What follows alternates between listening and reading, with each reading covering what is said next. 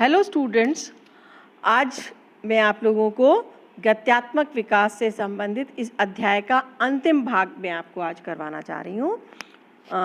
तो इसके अंदर हमने काफ़ी चीज़ें सीख ली हैं, काफ़ी चीज़ों की हमें जानकारी हो गई है। गत्यात्मक विकास क्या होता है, इसको प्रभावित करने वाले कारक कौन कौन से हैं, इनका क्या महत्व है, गत्यात्मक कौशल क्या होते हैं, गत्यात्मक कौशल कितने प्रकार के होते हैं, कौन सी आयु उसको सीखने के लिए श्रेष्ठ होती है, ये सब हम पहले डिस्कस कर चुके हैं। अब हम इससे संबंधित जो कुछ पॉइंट्स रह गए हैं वो कवर करेंगे। इसमें है हैंडेडनेस। हैंडेडनेस का मतलब है बेटा कि किसी एक हाथ का प्रयोग ज़्यादा करना। आप लोग देखते हैं, आपकी पूरी क्लास में अगर मैं बैठ कर पूछती हूँ, जब हम लाइव क्लास लेते हैं मैं पूछती हूँ, तो मुश्किल से कोई एक या दो बच्ची मिलती हैं जो कहती हैं कि हम बाएं हाथ से लिखते हैं, बाकी सब दाएं हाथ से लिखते हैं। तो ये हैंडेडनेस क्या है? हैंडेडनेस किस कहते हैं? हस्तता, मतलब कौन सा एक हाथ। अब इसमें हैंडेड कैसे पता चलेगा कि कौन सा व्यक्ति कौन से हाथ को प्रयोग करता है? तो एक तो प्रेफरेंस, जैसे आपको कोई भी कार्य करने के लिए दिया जाता है तो आप कौन सा हाथ प्रेफर करते हैं यूज़ करना, पहले कौन सा हाथ आगे बढ़ाते हैं उसको प्रयोग करने के लिए।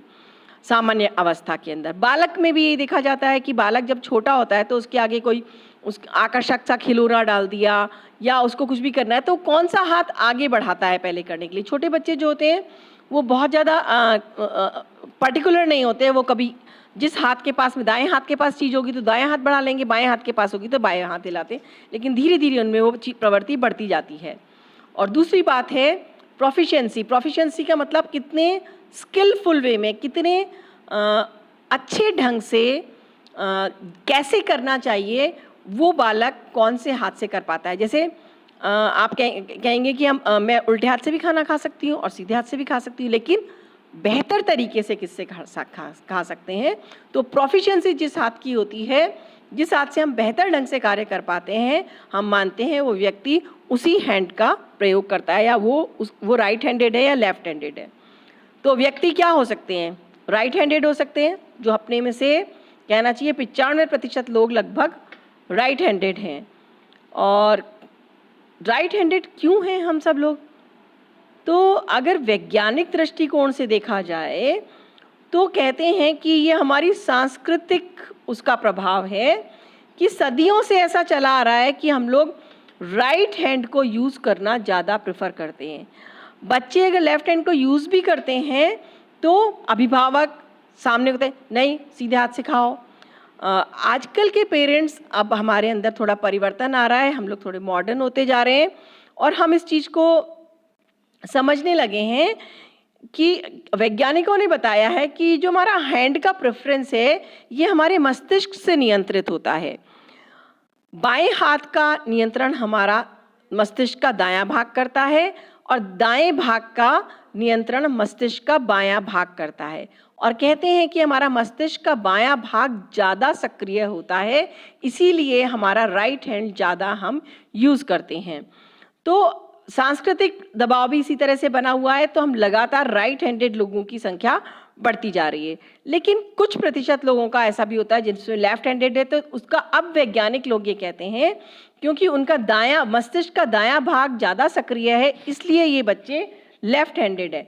तो बच्चे की जो प्रेफरेंस होती है जिस भी हाथ को प्रयोग करने की, उस प्रेफरेंस को हमें चेंज करने की चेष्टा अभिभावकों को नहीं करनी चाहिए, क्योंकि अगर ज़बरदस्ती चेंज करवाया जाता है तो मस्तिष्क तो कुछ कह रहा है और हम आसपास के लोग कुछ और कह रहे हैं, तो बच्चा इसकी वजह से बहुत कंफ्यूज हो सकता है और उसमें कुछ विकार भी हो सकते हैं। वो हकलाना शुरू कर सकता है, वो तुतलाना शुरू कर सकता है, मतलब उसके साथ भाषा संबंधी विकार भी हो सकते हैं या और कुछ ढंग से भी वो उनको कर सकता है। तो इसलिए बच्चे राइट हैंडेड है या लेफ्ट हैंडेड है धीरे धीरे पता चलने लग जाता है।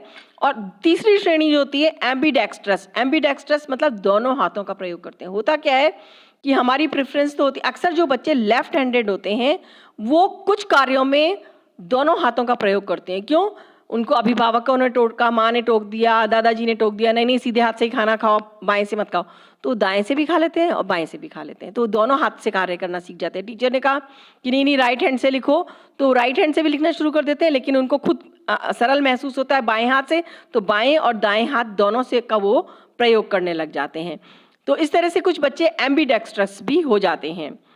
और सामान्यतः वैज्ञानिक अध्ययन के आधार पर देखा गया है कि 2.5 से 3 वर्ष के बच्चे, 2 साल 6 माह से लेकर 3 साल 6 माह, मतलब 2.5 से 3.5 साल तक के बच्चे जो होते हैं वो बायलैटरल होते हैं, मतलब दोनों हाथों का प्रयोग करते रहते हैं, समान रूप से प्रयोग करते हैं, कभी दाएं हाथ से कर लेते हैं, कभी बाएं हाथ से कर लेते हैं। तो उनको देखने वाले भी कंफ्यूज रहते हैं कि बच्चा राइट हैंडेड बनेगा कि लेफ्ट हैंडेड बनेगा, पर वो होता है कि बच्चे को जो सुगम लगता है, जो सरल लगता है, वो कार्य वो कर लेता है। दाएं हाथ के पास है तो दाएं हाथ से कर लिया, बाएं हाथ के पास से है तो बाएं हाथ से कर लिया।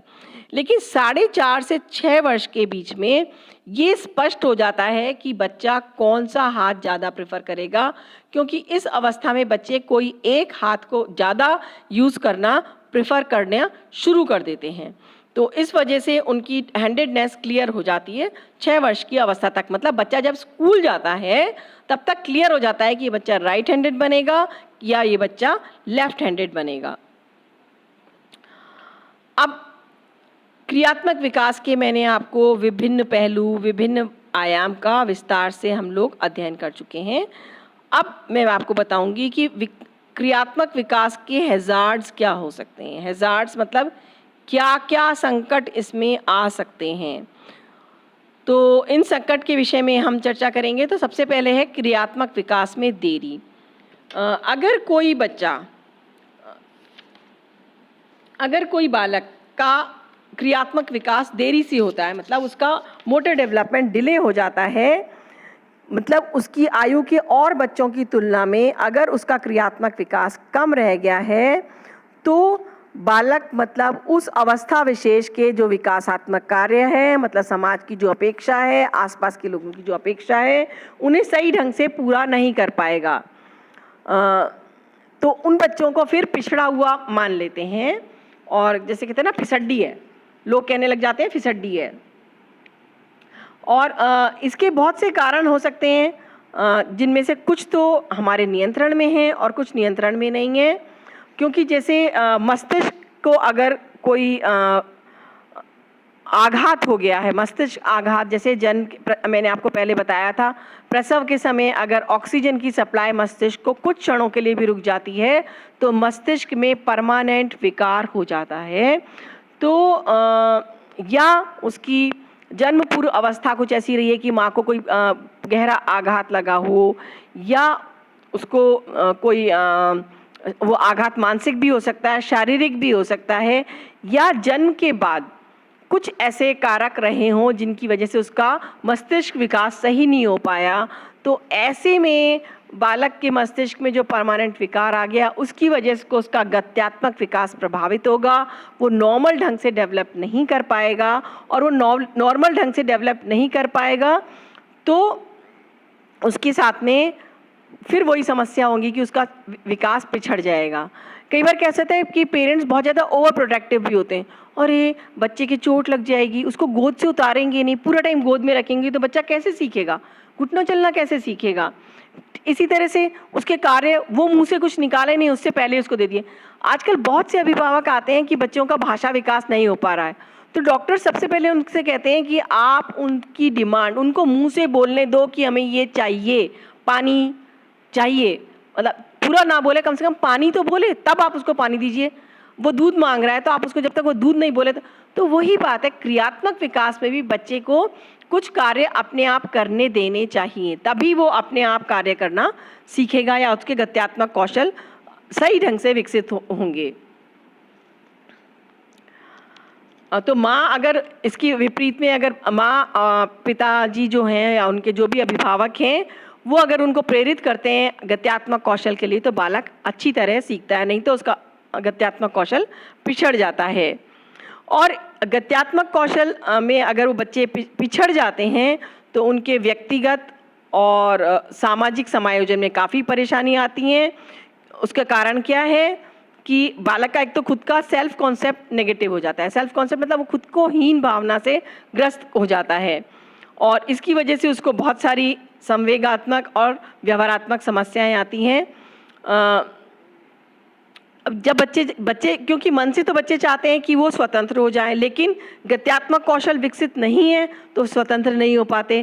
तो उसकी वजह से वो कुंठित हो जाते हैं कि उनको दूसरों के ऊपर निर्भर करना पड़ रहा है और जैसे जैसे वो बड़े होते हैं वो अपनी उपलब्धि को दूसरे साथियों से तुलना करते हैं और अपने आप को हीन मानने लगते हैं और ये सब इसके अंदर मनोवैज्ञानिक विकार पैदा करते हैं। उसके अंदर बहुत सारी व्यवहारात्मक समस्याएं होंगी। बच्चा चिड़चिड़ा हो सकता है, ध्यान आकर्षित करने के लिए विध्वंसात्मक कार्य कर सकता है। दूसरा होता है कि आरंभिक अवस्था में अगर गत्यात्मक कौशल सही ढंग से विकसित नहीं हो पाए तो देखा जाए तो ये आगे आने वाले कौशल की फाउंडेशन, नींव होते हैं। अगर आपने बेसिक स्किल नहीं सीखे तो उनके ऊपर आधारित आप आगे के कौशल नहीं सीख पाएंगे। अगर बच्चे ने सही ढंग से चलना नहीं सीखा तो वो ट्राइसिकल कैसे चलाएगा, और अगर बच्चे ने सही ढंग से संतुलन बनाना, ढंग से चलना नहीं सीखा तो आगे जाके वो बाइसिकल पर संतुलन बनाना कैसे सीखेगा। इसीलिए बच्चों को संतुलन बनाने के लिए भी देखिए सीधी रेखा खींच के ऊपर उसके उनको संतुलन बनाना सिखाया जाता है, ठीक है ना। तो ये एक बहुत बड़ा समस्या हो सकती है। दूसरा जो है उसके अंदर है अवास्तविक आकांक्षाएं। अवास्तविक आकांक्षाएं बच्चे कि हम बच्चों से बहुत हाई एक्सपेक्टेशंस रखते हैं और कई बार ऐसा होता है कि बच्चा परिपक्व भी नहीं हुआ है और अभिभावक चेष्टा करते हैं कि बालक वो कार्य सीख लें। कुछ ये अपेक्षाएं जो होती हैं अभिभावकों द्वारा हो सकती है, कभी टीचर्स के द्वारा हो सकती है और कभी कभी बालक खुद भी अपने वो सेट कर लेता है। इस संबंध में मुझे एक जब मैं छोटी थी तो मैंने एक बाल कथा पढ़ी थी, रूसी बाल कथा पढ़ी थी। उसमें था कि उस कथा का शीर्षक ही था रबड़ का पुतला। बहुत छोटी अवस्था में गरीब परिवार का बालक होता है और उसको किसी सर्कस वाले को दे दिया जाता है और सर्कस वाला उसका शरीर लचीला बनाने के लिए, उसको विभिन्न प्रकार के शारीरिक करतब सिखाने के लिए, वो बच्चा बिल्कुल क्षीण काया का है, उसके अंदर शक्ति नहीं है और लेकिन वो ज़बरदस्ती ट्रेनिंग दिए जाता है, उसको भूखा रखता है, उसको शारीरिक सज़ा देता है अगर वो कार्य नहीं करता है। और पता चलता है कि वो बच्चा इतना थक के चूर हो चुका होता है तो अंततः उस बच्चे के साथ में कुछ बहुत ही दुर्घटना हो जाती है।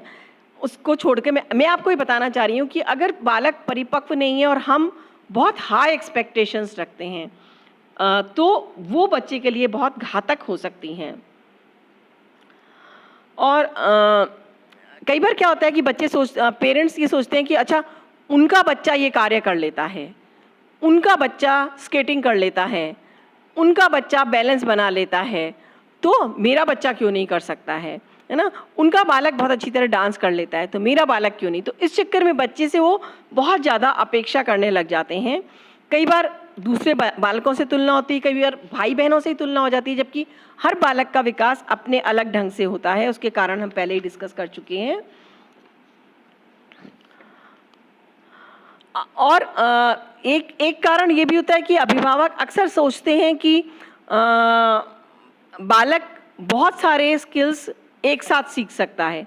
तो जैसा मैंने आपको पहले बताया, अगर एक साथ बहुत सारे स्किल्स सिखाने की कोशिश करेंगे तो बालक नहीं सीख सकता, उसमें क्षमता ही नहीं होती है।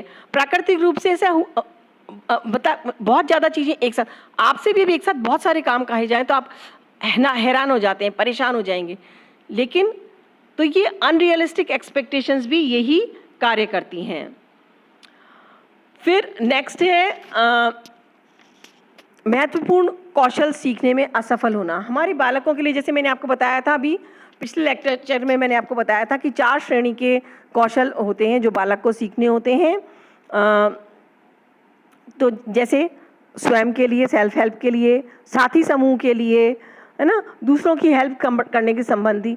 अगर बालक ये सब कार्य नहीं सीख पाएगा तो उसका खुद किससे संबंधित कार्य नहीं सीख पाएगा, दूसरों पर डिपेंडेंट रहेगा, कुंठा आएगी। साथियों से संबंधित कार्य नहीं सीख पाएगा तो खेल नहीं सकेगा, तो उनके साथ में साथियों के साथ समायोजन नहीं कर पाएगा, सोशल स्किल्स नहीं सीखेगा, दूसरे लोगों के साथ कार्य करने में हेल्प करना नहीं सीखेगा तो वहाँ एडजस्ट नहीं कर पाएगा। स्कूल के वाले संबंधित कौशल नहीं सीखा तो स्कूल में एडजस्टमेंट नहीं कर पाएगा। तो ये सारे अगर वो आवश्यक कौशल नहीं सीख पाता तो उसका विभिन्न क्षेत्रों में बहुत सारी समस्याओं का उसको सामना करना पड़ता है। नेक्स्ट है मूल कौशल उचित ढंग से विकसित ना हो पाना। जैसे मैंने आपको पहले बताया अभी कि अगर फाउंडेशन स्किल्स, मूल कौशल जो नींव के कौशल है, अगर बालकों ने नहीं सीख पाए हैं ढंग से तो आप आगे का नहीं सीख सकते हैं बेटा। जैसे बाहाँ के ऊपर, बाहाँ से संबंधित कौशल बच्चे को पहले सीखने हैं, फिर कलाई से संबंधित कौशल जो होते हैं जैसे बॉल को फेंकना, बॉल को कैच करना, ये पहले आने चाहिए। जब इसमें हम वो हो जाएंगे तभी हम उंगलियों से संबंधित जो सूक्ष्म कौशल है वो सीख पाएंगे। तो हमेशा एक क्रम को ध्यान रखिए, पहले बाहाँ का हो, अपने कंधे के जोड़ से संबंधित हो, और फिर कलाई के जोड़ से संबंधित कौशल, और फिर उंगलियों से संबंधित। तो अगर मूल कौशल नहीं आया, उसका बाहाँ वाला नहीं आया, तो वो सूक्ष्म कौशल भी नहीं सीख पाएगा। अगर बालक ने आरंभ में चम्मच पकड़ना नहीं सीखा है और आप अपेक्षा करें कि वो सही ढंग से लिखना सीख लेगा तो वो नहीं सीख पाएगा। हर चीज़ का एक सीक्वेंस होता है। तो अगर मूल कौशल उचित ढंग से विकसित हो पाएंगे, जब बच्चा चलना सीख लेगा उसके बाद ही वो ट्राइसिकल चलाना सीखेगा, उसके बाद ही वो बाइसिकल चलाना सीख पाएगा, उसके बाद ही वो कुछ और कर पाएगा अपने पद कौशल से संबंधित। बेसिक मूल अगर कौशल विकसित नहीं हुआ तो आगे के कौशल भी विकसित होने में दिक्कत आती है। एक और हैजार्ड जो जुड़ा हुआ है गत्यात्मक कौशल से वो है स्टंट करना। स्टंट शब्द से तो आप सब लोग परिचित हैं, आप देखते हैं फिल्म के अंदर स्टंट सीन्स। तो बच्चों अपने साथ भी ये होता है, बच्चे जब कोई कौशल सीख लेते हैं तो उससे संबंधित, जब वो होशियार हो जाते हैं उस कौशल में, तो उससे संबंधित वो स्टंट करना भी आरंभ कर देते हैं। अब जैसे अक्सर माएँ टोकती रहती है, अरे भैया सीधे सीधे चल रहे, काय को ठोकर मारता हुआ चल रहा है, काय को उछलता हुआ चल रहा है। तो बच्चे ने जब अच्छी तरह चलना सीख लिया तो कभी उछल के चलेगा, सीढ़ियों में वो 2 सीढ़ी कूदेगा, 4 कूदेगा, 5 कूदना शुरू कर देते हैं। बच्चे जैसे जैसे बड़े होते जाते हैं नए नए स्टंट करते रहते हैं, और ये स्टंट जो होते हैं कभी कभी दुर्घटनाओं को भी जन्म दे देते हैं। और कोई कोई दुर्घटना ऐसी होती है जो बालक के लिए बहुत, या तो कुछ समय के लिए या स्थायी रूप से उसका गत्यात्मक विकास को ब्रेक लगा देती है। पैर में चोट लग गई, पैर टूट गया, प्लास्टर चढ़ गया कई महीनों के लिए तो अलग समस्या है, कट जाए कोई अंग तो वो समस्या अलग है। तो स्टंट जो होता है ये भी एक नकारात्मक पहलू है जो बच्चे क्रियात्मक विकास के साथ कर सकते हैं।